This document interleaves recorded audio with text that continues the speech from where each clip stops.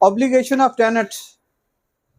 Section 13, the Punjab Rented Premises Act 2009. Subject to the tenancy agreement, a tenant shall keep the premises in the condition in which it was let out except for normal wear and tear.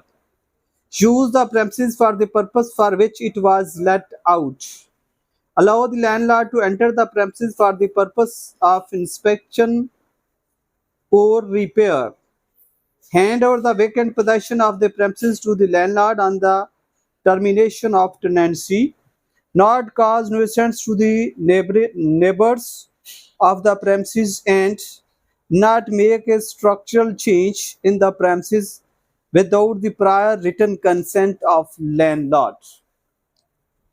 If a tenant failed to fulfill an obligation under this act or the tenancy agreement, the landlord may give notice in writing to the tenant specifying the act or omission and the remedial actions to be taken by the tenant within a specified time.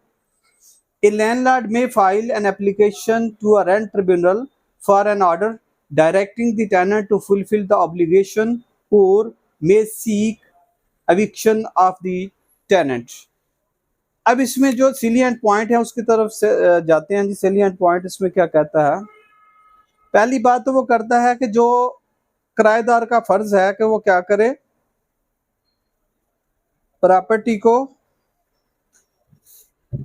Premises को क्या करे कि normal condition जो wear and tear किया उसके अलावा उसमें कोई मेजर चेंज नहीं कर सकता। हाँ, except with the permission of the landlord. अगर लैंडलॉर्ड उसे अलाउ करता है या कोई रिटर्न परमिशन है। अगली बात भी करता है कि जो रेंटेड प्रेमिसेस है, प्रेमिसेस जो के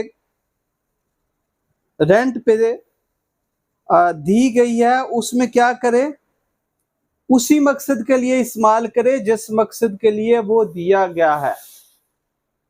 फॉर एग्जाम्पल कि अगर रेजिडेंशियल पर्पस के लिए है तो वो कमर्शियल पर्पस के लिए इस्तेमाल नहीं कर सकता, और अगर वो इस्तेमाल करता है तो tenant is liable to be ejected. अभी हमने पढ़ा कि लैंडलॉर्ड के राइट बन जाता है कि वो क्या करता है, पहले तो उसे रिटर्न नोटिस देता है कि वो जो उसमें नेसेसरी चेंज है वो हो गई है उसको रिपेयर करे, अमेंड करे या फिर विक्शन पिटीशन दायर करे।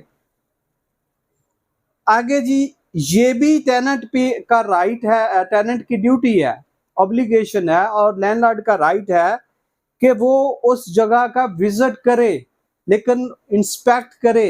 किस मकसद के लिए? उसकी रिपेयरिंग के लिए। एब्सोल्युटली उसे रिस्ट्रेन नहीं किया गया। आगे फिर है जी ऑब्लिगेशन टेनेंट की कि जब टेनेंसी पीरियड एक्सपायर हो जाए, जो स्टिपुलेटेड पीरियड है बिटवीन दी पार्टीज, जब वो एक्सपायर्ड हो जाए तो देर आफ्टर उस प्रेमिसेस को क्या करे, हैंड ओवर कर दे लैंडलॉर्ड के। तो ये बड़े सेलिएंट फीचर हैं जी। अगर वो कहता है कि ऑब्लिगेशन, जस्ट ये सवाल करता है कि ऑब्लिगेशन ऑफ टेनेंट्स, तो आपने इसमें ये बड़े आसानी से ये सारी चीजें जो हैं वो कर सकते हैं।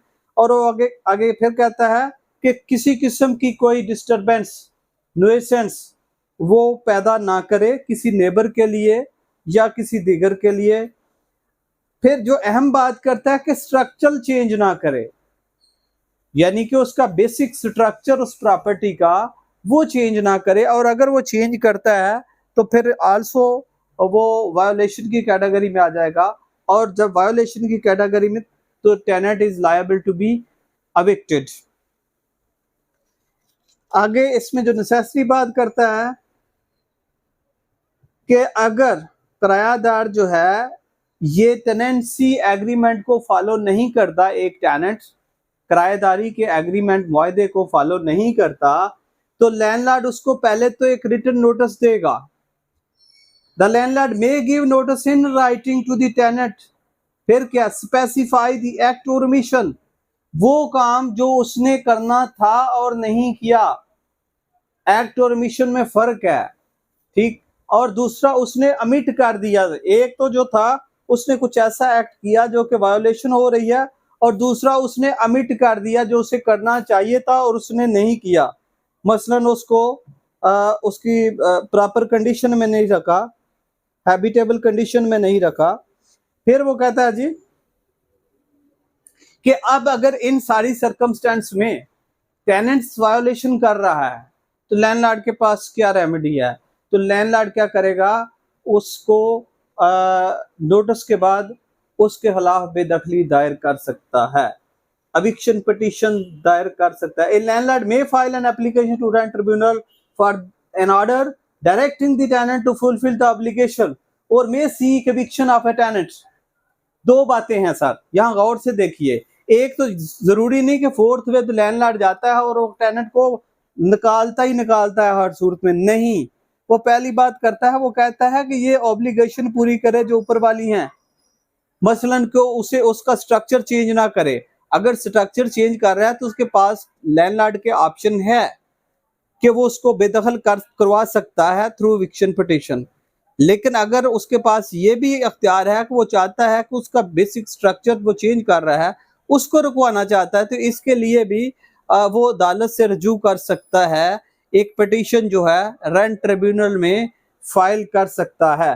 तो ये जो उसके नेसेसरी ऑब्लिगेशंस हैं वो हैं टेनेंट की, और जो टेनेंट की ऑब्लिगेशन है वो राइट्स है लैंडलॉर्ड का, और जो लैंडलॉर्ड की ऑब्लिगेशन है वो राइट है टेनेंट का।